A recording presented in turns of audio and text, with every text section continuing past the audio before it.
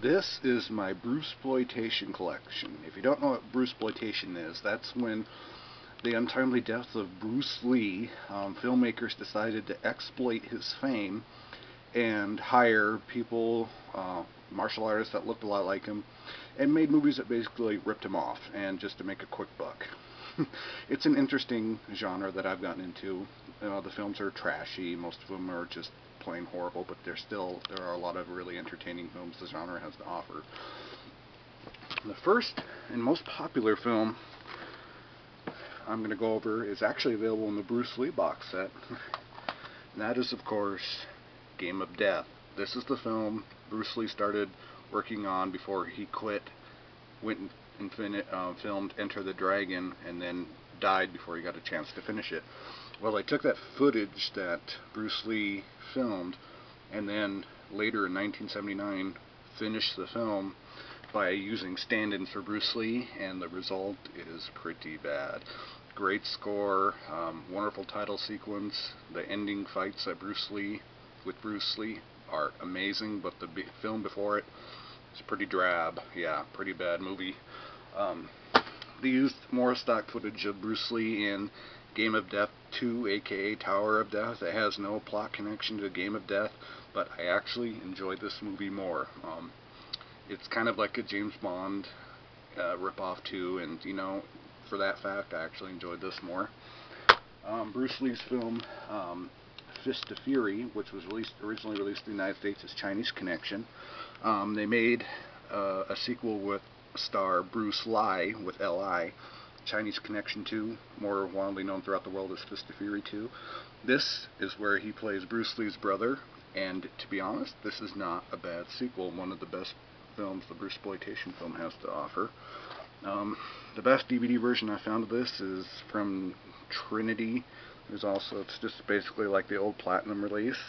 It's full frame, but it's still at least watchable. I mean, this is not great quality by no means, but the next is probably my all-time favorite Bruceploitation film, Exit the Dragon, Enter the Tiger.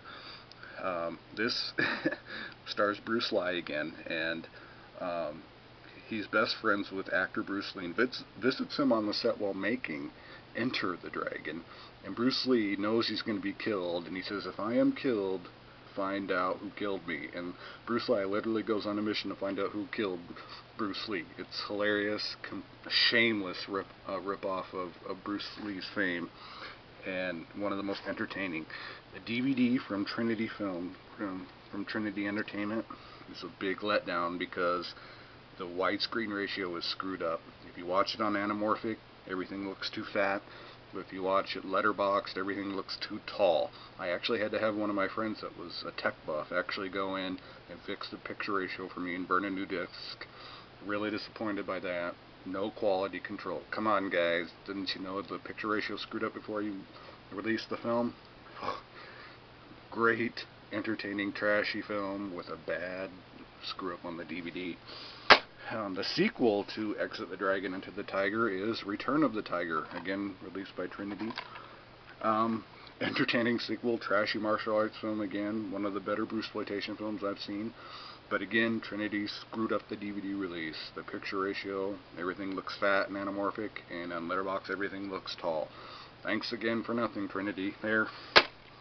Then we have Anchor Bay's release of Goodbye Bruce Lee, His Last Game of Death. Do my eyes deceive me? Is this a high-quality DVD release of a Bruce Lee film in its proper widescreen ratio with a proper transfer? Yes, it is. There are a few DVD releases of this, with the only one to go by is Anchor Bay's release. It's not Bruce Lee's best Bruceploitation film, but it's not his worst either, so it's great to see one of them properly remastered. This one actually tries to follow Bruce Lee's original concept for Game of Death better. But to be honest, it's still not a good movie, but to be honest, I actually can't say this is any worse of a film than Game of Death. It's a shame Anchor Bay didn't release any more Bruceploitation films in this great quality. I'd love to Exit the Dragon, Enter the Tiger done with this sort of quality.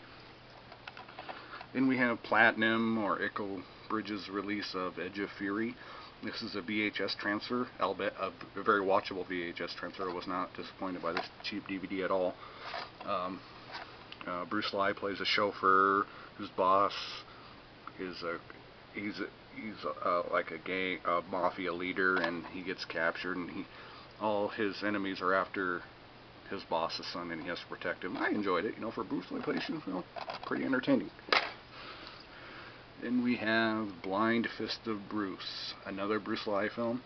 This one is a period piece, and not a bad one. A very excellent Bruceploitation film. He actually doesn't play Bruce Lee. There's no reference to Bruce Lee in it. So it proved that Bruce Lee could actually hold a film on his own without the shadow of Bruce Lee over him. But a very good film. I recommend this one. This is from Echo Bridge Entertainment. It's full screen, really good quality. It doesn't look like a VHS transfer, so a good DVD to get. Then we have Echo Bridge. So it was previously released by Platinum Entertainment disc of The Image of Bruce Lee. This is a bad film, but an insanely entertaining one. Bruce Lee again. Yeah, as you can tell, he's my favorite of the Bruceploitation stars.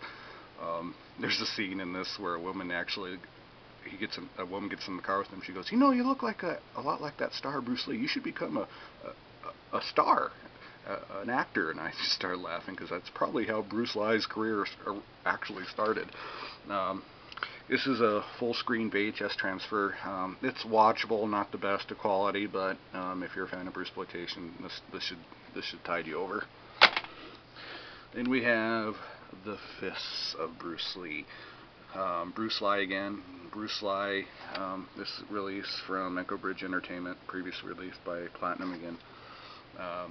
Bruce Lee actually directs it, and it proves that he should only stick to martial arts and acting because his directing is awful. This is one of the worst Bruceploitation films I have ever seen in my life.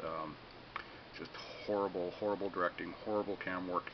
Lifts music from James Bond movies, bad one, but if you're a Bruceploitation fan, it's a full screen VHS transfer. It's watchable, not that great of quality, but it's one of the better releases there is in the genre. Then we'll go over a Bruce Lee, spelled L-E, film. This is actually, he's one of the most popular of the Bruce Lee clones, but this is the only one I own that stars him. It's one of those biopics. They're based on Bruce Lee's life, and they really don't follow. They're not really realistic at all.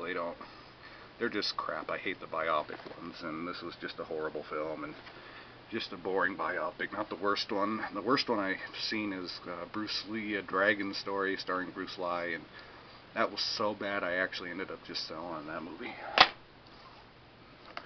Then we have Bruce Lee, The Invincible, starring Bruce Lee. The cover is a total lie. It shows still frames from Enter the Dragon. This is a really funny, entertaining one. Bruce Lee,